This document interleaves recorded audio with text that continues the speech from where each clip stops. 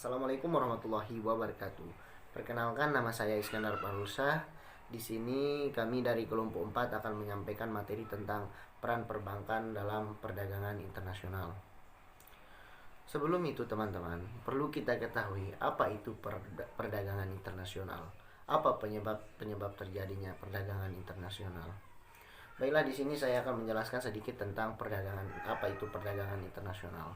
Jadi, perdagangan internasional adalah suatu perdagangan antar negara dengan negara yang meliputi proses ekspor maupun impor yang sangat berpengaruh bagi pendapatan negara tersebut. Selanjutnya di sini adalah apa saja penyebab terjadinya perdagangan internasional. Jadi, perdagangan internasional ini terjadi karena adanya suatu kebutuhan oleh suatu negara atau bangsa akan suatu barang dan atau jasa yang diproduksi dari bangsa lain. Tukar menukar barang ini menjadi lebih mudah karena adanya transportasi dan komunikasi yang semakin baik untuk mendapatkan manfaat dari adanya transaksi internasional. Selanjutnya, dari segi perbankan, transaksi internasional dapat terjadi apabila terdapat hubungan koresponden antara bank di dalam negeri dengan bank di luar negeri dan adanya rekening pada bank di luar negeri. Bila bank dalam negeri mempunyai rekening di luar negeri, maka rekening tersebut dinamakan rekening nostro. Dan apabila bank luar memiliki rekening di dalam negeri, maka rekening tersebut dinamakan rekening postro. Biasanya bank dalam negeri akan membuka rekening nostro pada suatu negara yang nilai mata uangnya kuat dan mata uang tersebut termasuk mata uang yang diperjualbelikan di dalam negeri. Hal ini disebabkan atau dilakukan untuk mengantisipasi adanya risiko forex exchange, dan bank luar negeri akan membuka rekening postro dalam nilai rupiah. Untuk peran perbankan dalam perdagangan internasional ini nanti akan dipaparkan oleh teman-teman kita. Jadi mungkin saya cukupkan sampai di sini. Sekian dan terima kasih. Apabila ada kekurangan mohon dimaafkan. Wabillahi taufiq wal hidayah. Wassalamualaikum warahmatullahi wabarakatuh. Bismillahirrahmanirrahim. Assalamualaikum warahmatullahi wabarakatuh. Nama saya Muhammad Syahidul Ikrobi. Di sini saya akan melanjutkan materi yang telah disampaikan sebelumnya. Perdagangan internasional merupakan interaksi antar negara dalam bentuk jual beli barang, jasa, ataupun lain sebagainya atas dasar kesepakatan bersama. Hubungan ekonomi antar negara meliputi 3 hubungan. Yang pertama, pertukaran hasil atau output. Yang kedua, hubungan dalam bentuk hutang piutang antar negara. Yang ketiga, pertukaran atau aliran produksi atau sarana produksi. Salah satu tujuan perdagangan internasional adalah untuk meningkatkan GDP atau Gross Domestic Product atau total nilai produksi barang dan jasa di dalam suatu negara. Dalam kaitannya sebagai peran perbankan dalam perdagangan internasional, yaitu sebagai jembatan. Jembatan maksudnya di sini adalah penghubung antara individu ataupun kelompok yang akan melakukan transaksi perdagangan internasional. Baik itu dalam perdagangan yang kita tahu itu jual beli barang, perdagangan dalam transaksi lain sebagainya, misalkan saham di Shanghai Stock Exchange, Tokyo Stock Exchange, ataupun di Wall Street. Itu salah satu contoh pasar saham di dunia. Nah, perbankan itu sebagai jembatan penghubung antara individu ataupun kelompok terhadap hal tersebut, atau maksudnya dalam transaksi di pasar dunia. Hubungan koresponden dalam melakukan fungsinya, bank tidak dapat bertindak sendiri, biasanya selalu meminta bantuan bank lain untuk bertindak atas nama dan kepentingan di negara lain. Bantuan yang diberikan itu didudukkan dalam suatu kerjasama yang berbentuk hubungan koresponden. Hubungan koresponden pada dasarnya suatu bentuk kerjasama pihak yang telah menjalin hubungan yang saling mengikat diri, yang bertindak sebagai wakil atau agen dari pihak yang diwakilkan. Dalam kedudukannya, para pihak bersedia menerima tanggung jawab dan akan melaksanakan amanat yang diperintahkan oleh pihak lain dalam hubungan dengan operasi perbankan sebagaimana yang diperjanjikan. Nah, di sini maksudnya adalah hubungan koresponden itu bahasa gampangnya adalah hubungan yang dimana pasar dunia ataupun bank di luar negeri, bank non-domestik akan diwakilkan oleh bank domestik yang memiliki kerjasama dengan bank non-domestik. Jadi hubungan koresponden di sini adalah hubungan di mana bank non-domestik yang akan diwakilkan oleh bank domestik dalam melakukan transaksi di negara tersebut. Misalkan Bank Malaysia kita katakan sebagai bank betuah misalkan, atau bank budak-budak misalkan. Bank budak-budak akan diwakilkan oleh Bank BNI misalkan, yang memiliki hubungan kerjasama antara bank budak dengan Bank BNI yang memiliki hubungan koresponden. Nah, kemudian akan diwakilkan transaksi bank budak ini sendiri diwakilkan oleh Bank BNI di Indonesia. Seperti itu. Itu saja yang dapat saya sampaikan. Kurang lebihnya mohon maaf. Wabillahi taufik wal hidayah. Wassalamualaikum warahmatullahi wabarakatuh. Assalamualaikum warahmatullahi wabarakatuh. Perkenalkan, nama saya Galuh Livia Sapitri, NIM saya 170502259. Di sini saya akan melanjutkan materi sebelumnya. Sekarang saya akan membahas tentang non-depository correspondent. Apa sih yang dimaksud dengan non-depository correspondent? Itu adalah suatu hubungan antara satu bank dengan bank yang lainnya yang terbatas pada pertukaran. Di sini disebutkan ada bentuk hubungan responden yang dilakukan. Tiap bank itu ada 6. Yang pertama, saling menukarkan contoh tanda tangan dari pejabat bank yang diberi wewenang atau yang mendatangani dokumen surat dari bank yang sudah diverifikasi. Yang kedua yaitu saling menukarkan spesimen formulir berharga. Yang ketiga yaitu saling menyampaikan kode test key atau kode kunci tes. Yang keempat yaitu saling menukarkan kode berita sandi. Yang kelima yaitu saling menukarkan istilah atau kondisi yang berlaku. Yang keenam yaitu saling menukarkan hal-hal yang menurut penting dari antara kedua belah pihak. Mungkin hanya itu yang dapat saya sampaikan. Assalamualaikum warahmatullahi wabarakatuh. Bismillahirrahmanirrahim. Assalamualaikum warahmatullahi wabarakatuh. Perkenalkan, nama saya Musyaropah, NIM 170502261. Di sini saya akan menjelaskan mengenai bentuk kedua dari koresponden, yaitu depository koresponden.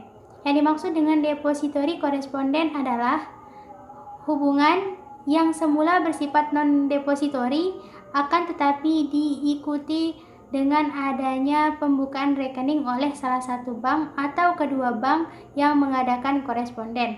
Mungkin hanya itu yang bisa saya sampaikan, kurang lebihnya mohon dimaafkan.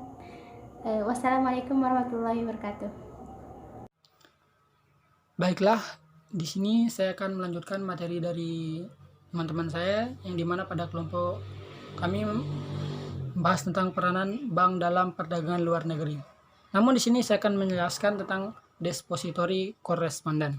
Depository correspondent yaitu hubungan yang semula bersifat non-depository tetapi diikuti dengan pembukaan rekening oleh salah satu bank atau kedua bank yang melakukan hubungan koresponden tersebut, atau hubungan nostro atau keduanya. Selain hal-hal yang dikemukakan dalam koresponden biasa, bank yang bersangkutan sesuai dengan keperluannya perlu memelihara rekening dari bank korespondennya. Hal tersebut dilakukan dalam rangka pemeliharaan dana yang timbul sehubungan dengan terjadinya transaksi yang melibatkan kedua belah pihak. Selanjutnya, bentuk-bentuk hubungan bank koresponden. Dalam melakukan koresponden antar bank dapat dilihat dari dua bentuk, yang dimana bentuk pertama yaitu non-depository correspondent, yaitu suatu hubungan bank dengan bank yang lain yang terbatas pada pertukaran, contoh tanda tangan antar pejabat. Lalu bentuk yang kedua, depository correspondent, yaitu hubungan semula yang bersifat non-depository tetapi diikuti dengan pembukaan rekening. Dan selanjutnya daftar bank koresponden di Indonesia, diantaranya Bank BNI, Bank BRI, Bank BCA, dan yang terakhir Bank Mandiri. Sekian materi dari saya, selanjutnya akan dilanjutkan oleh teman saya. Assalamualaikum warahmatullahi wabarakatuh. Baiklah, di sini saya akan melanjutkan pemaparan materi yang telah disampaikan oleh pemateri sebelumnya. Di sini saya akan menjelaskan tentang cara-cara pembayaran impor. Cara-cara pembayaran impor di sini ada beberapa macam cara. Yang pertama yaitu ada namanya advance payment, di mana advance payment ini adalah pembayaran di muka. Dalam sistem ini, pihak importir membayar di muka kepada eksportir terhadap barang-barang yang diperjualbelikan sebelum barang-barang tersebut diterima atau dikirimkan. Dengan demikian, importir memberikan buyer's credit kepada eksportir. Dengan kredit tersebut, eksportir dapat mengumpulkan atau memproduksi dan selanjutnya mengirimkan barang-barang tersebut kepada importir. Selanjutnya yaitu ada faktor-faktor pertimbangan yang dilakukan sistem ini. Yang pertama yaitu adalah kepercayaan importir terhadap eksportir. Yang kedua yaitu keyakinan importir bahwa negara eksportir tidak akan melarang ekspor. Yang ketiga yaitu keyakinan importir bahwa pemerintah importir mengizinkan pembayaran di muka. Yang terakhir yaitu ada namanya importir mempunyai likuiditas yang cukup. Selanjutnya, pelaksanaan sistem ini lazim digunakan dalam kondisi pasar yang baik bagi penjualan. Besarnya pembayaran biasanya 100% dari besarnya barang yang diekspor. Dalam sistem pembayaran ini, importir menanggung segala risiko, baik pembayaran yang dilakukan atau kemungkinan barang-barang yang dipesan tidak terkirim. Sekian penjelasan materi dari saya. Wassalamualaikum warahmatullahi wabarakatuh. Assalamualaikum warahmatullahi wabarakatuh. Nama saya Sulawangi Sulistina. Di sini saya akan melanjutkan pembahasan sebelumnya yang membahas mengenai cara-cara pembayaran internasional. Salah satu cara pembayaran internasional yaitu collection basis, yang berarti penagihan pembayaran yang dilakukan eksportir melalui bank dengan kondisi DP atau dokumen gain, berarti buyer harus membayar pada saat dokumen itu diserahkan oleh bank, atau dengan kondisi DA dokumen against acceptance, yang berarti buyer hanya perlu melakukan akseptasi pada wesel untuk mendapatkan dokumen tersebut dari bank. Sedangkan pembayarannya bisa dilakukan pada saat akseptasi jatuh tempo. Kemudian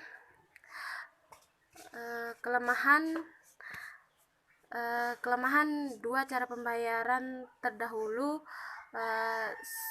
sedikit teratasi dengan cara pembayaran ini, yaitu eksportir menagih pembayarannya atas barang dari importir.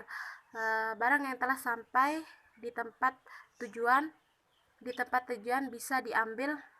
belum bisa diambil oleh importir sebelum ia membayar atau mengaksep wesel yang ditarik oleh eksportir.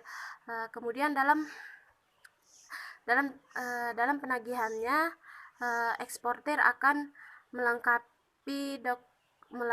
melengkapi tagihannya dengan dokumen pengapalan dan dokumen lainnya serta wesel yang ditarik pada importir dan menagihnya melalui bank. Baik, itu saja penjelasan dari saya. Lebih dan kurangnya saya mohon maaf. Apabila ada yang kurang jelas bisa ditanyakan. Assalamualaikum warahmatullahi wabarakatuh. Assalamualaikum warahmatullahi wabarakatuh. Saya Tita Estiani, NIM 170502271. Baik, di sini saya akan melanjutkan penyampaian materi mengenai penyampaian materi dari tema kelompok kami, yaitu peranan bank dalam perdagangan luar negeri. Yang dimana sebelumnya kan tadi telah disampaikan mengenai cara-cara pembayaran import, yaitu yang pertama ada advance payment atau pembayaran di muka, dan kemudian ada open account atau pembayaran kemudian. Yang selanjutnya di sini saya akan menyampaikan mengenai cara pembayaran juga, yang dimana cara pembayaran ini disebut collection basic, dimana collection basic ini merupakan cara pembayaran yang bisa sedikit mengatasi kelemahan dari dua cara pembayaran import yang tadi, yang dimana collection basic ini cara pembayaran collection basic ini yaitu eksportir menagih pembayarannya atas barang dari importir, yang dimana barang yang telah sampai di tempat tujuan belum bisa diambil oleh importir sebelum ia melakukan pembayaran atau mengakses vessel yang kemudian nantinya akan ditarik oleh eksportir. Jelas ya, kalaupun barangnya sudah sampai di tempat tujuan, namun importir belum boleh mengambil barang tersebut kecuali importir tersebut telah melakukan pembayaran atau mengakses vessel yang kemudian nanti akan ditarik oleh eksportir. Dan selanjutnya dalam penagihannya, eksportir juga melengkapi tagihannya dengan dokumen lainnya serta vessel yang ditarik pada importir tadi. Eksportir akan melakukan penagihannya itu melalui bank. Sekian, Assalamualaikum warahmatullahi wabarakatuh. Assalamualaikum warahmatullahi wabarakatuh. Di sini saya Huratul Aini sebagai pembaca materi terakhir, di mana di sini saya akan menjelaskan mengenai dalam collection basis dikenal dengan dua cara pembayaran, di mana yang pertama di sini dengan cara document against payment dan yang kedua document against acceptance. Di mana yang dimaksud dengan documents against payment di sini yaitu dokumen pengapalan atau sebagai syarat untuk pengambilan barang oleh importir. Hanya bisa diserahkan oleh bank kepada pihak pembeli atau importir apabila wesel atau draft yang dilampirkan dalam dokumen tersebut sudah dibayar oleh importir atau pembeli. Di mana penjelasan yang kedua di sini yaitu mengenai documents against acceptance, di mana dalam hal ini dokumen pengapalan sebagai syarat untuk pengambilan barang hanya dapat diserahkan kepada pihak importir atau pembeli apabila wesel atau draft yang terlampir telah di-accepted oleh importir. Mungkin hanya itu yang dapat saya jelaskan, kurang lebihnya saya mohon maaf. Wabillahi taufiq wal hidayah. Wassalamualaikum warahmatullahi wabarakatuh.